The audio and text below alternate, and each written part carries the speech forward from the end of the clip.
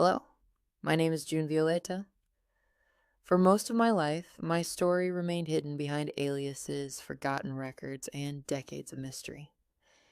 If you've never heard of me before, you're not alone. Over the next few minutes, I'll tell you the story as it's been reconstructed through years of research. Some will call it history, others will call it legend. I'll simply tell you my story and let you decide what to believe. My name is June Violeta. I was born and raised in Ponca City, Oklahoma, back in 1922. Now, if you've never been to Ponca, let me tell you, it was home, the kind of place where everybody knew your name. And if you got into mischief, your mama knew about it before you got back through the front door.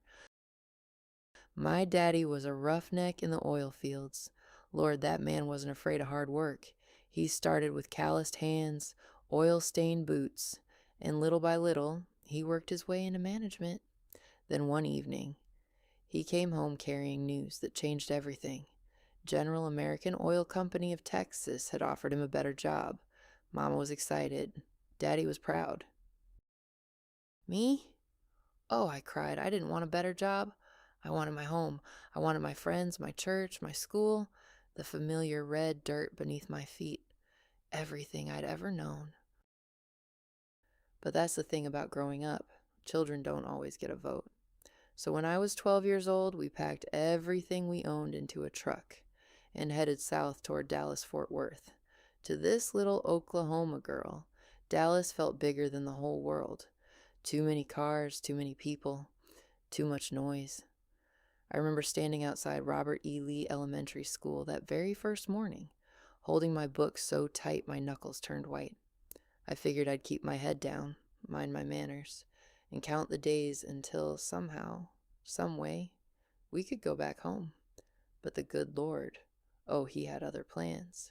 And that's a mighty good thing, because that's where I met the love of my life. His name was Bobby. Mercy. That boy was something else.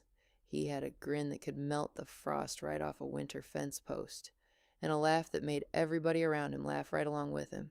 He was ornery as a raccoon trying to sneak a slice of his mama's blueberry pie when nobody was looking. That boy couldn't sit still if his life depended on it.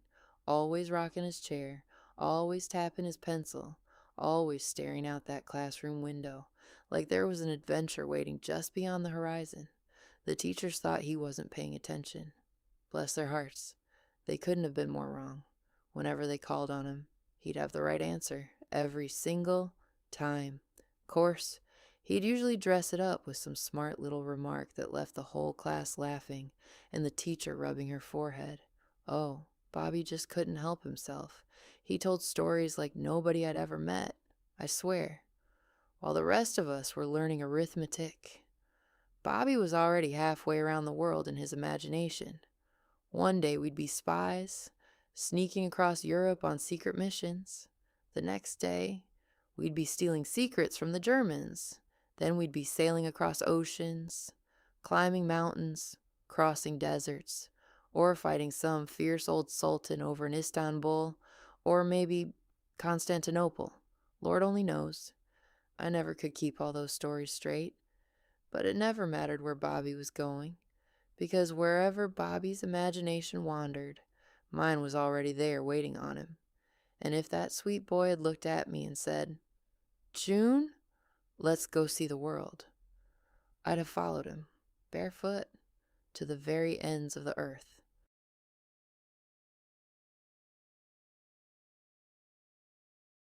Well, that's it for that story. Check back again soon for another tale. While the creator writes and directs the next video, feel free to listen to my music. Until next time, God bless.